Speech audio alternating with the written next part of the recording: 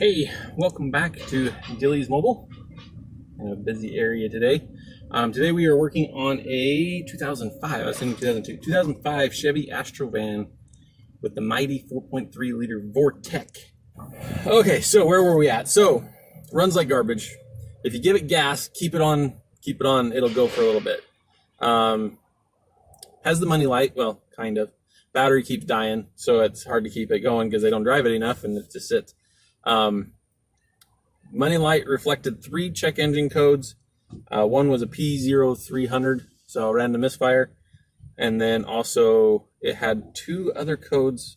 I don't have them in front of me, but they have to do with the alternator field. And the 2 codes basically point directly at it being either the battery or the alternator.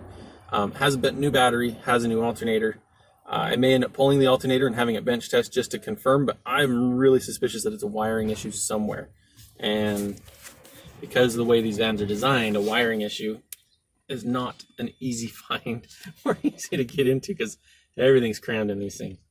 So anyway, both of those didn't relate to misfires. So other than the misfire code, which didn't tell me a whole lot. So I hooked up my scan tool and ran some live data on it and found that it was cylinders 4 and 5 that are missing. Had it running, pulled number 4's wire. There was a change, not as much as I would have hoped. So it's misfiring, but not as bad. We'll just say it that way. It's not missing as bad. Pulled the spark plug wire for number 5. Absolutely no change. That cylinder is dead. Going back, it did have spark plug wires and spark plugs replaced. I think the cap and rotor were probably replaced too, but they were pretty nasty, I think, from sitting. So I cleaned them up. They look pretty good. Number 5 is the rearmost cylinder on this side. Number 4 is the middle cylinder on that side. Cleaned the spark plug cap and rotors. They seem all right. I cleaned the sensor, this guy right here. It had a bunch of junk built up on it, so I cleaned it to make sure that wasn't a factor. Oh, before I did all of this, because of the symptoms, because it would run smoother at higher RPMs and get really bad at lower RPMs, without even looking at scan data, I hooked up my smoke machine. I wanted to see if there was vacuum leaks because these tend to have a lot of them. And sure enough, it was leaking right around the intake here. This whole thing was loose. The boot at the end of it was leaking, not getting a good seal. The seal on the mass airflow sensor way up there was not getting a good seal. This breather hose right here, the PCV breather, was not getting a good seal. It was actually corroded, so I put a brand new hose on it with hose clamps to make sure it's getting a good tight seal. No change. So that's when I started digging into spark. So I checked for vacuum. Spark was, it seemed a little iffy, but I think part of that might just be how it's working.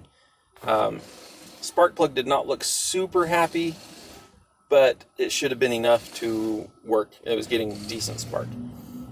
I checked it I pulled this and used my test light, and it's getting a good consistent spark there. Didn't seem super consistent down here, but I think that may be something else. So, next step, compression test. I pulled the spark plug, it looked okay, did a compression test, and it was 150. So it was reasonable. It should have been just fine at 150. So we've got spark, got air, got compression, fuel. Fuel is my next question. So I brought my fuel pressure tester in, and on these they have that little port right there. Hooked it up, keyed on, and it jumped right up to 60 pounds and then immediately started to drop.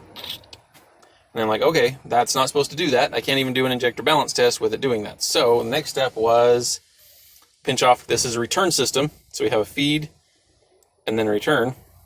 So I climbed underneath to where I could find actual rubber hose on the fuel system and pinched off the return line to eliminate the pressure regulator that's actually inside the intake manifold on these, because this is the spider injection system. Maybe you can kind of see that if you're familiar. That little bump right there in the middle is the spider injection port. It's where the electrical and the fuel basically goes in. So anyway, so pinched off the return line, cycled it, same thing, still dropped.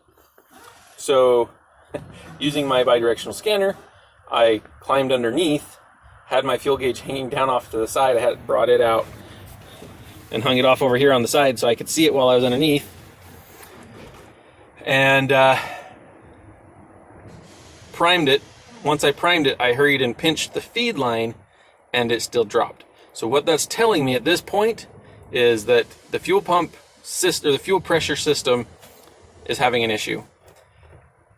And the issue is up here. So we've got an injection system that is leaking fuel. It's not closing somewhere for some reason. And I'm suspecting number 5 is the worst, and number 4 is kind of there. The interesting thing, and the thing that has me a little boggled, is the spark plug on number 5 was dry. I would have suspected, with everything going on, that it would be wet. Now, is it possible that it was dark, so it had a little bit of soot, but not bad? But it has, the last several drives have been really pushing it to try and get it to go. So it may have been just burning rich and getting rid of it. Going to quote out an injection system on this, because that's kind of where we're at. Pulling the top end of the engine, I don't know if they're even going to want to look at that at this point. We do know this vehicle has about over 300,000 miles on it. Upper control arm bushings on both sides are shot, so the tires are cambered way in, and the doors are coming off. That was the other thing that's kind of funny, is where these brackets hook to the doors, it's completely tearing. Kind of see the tear there a little bit.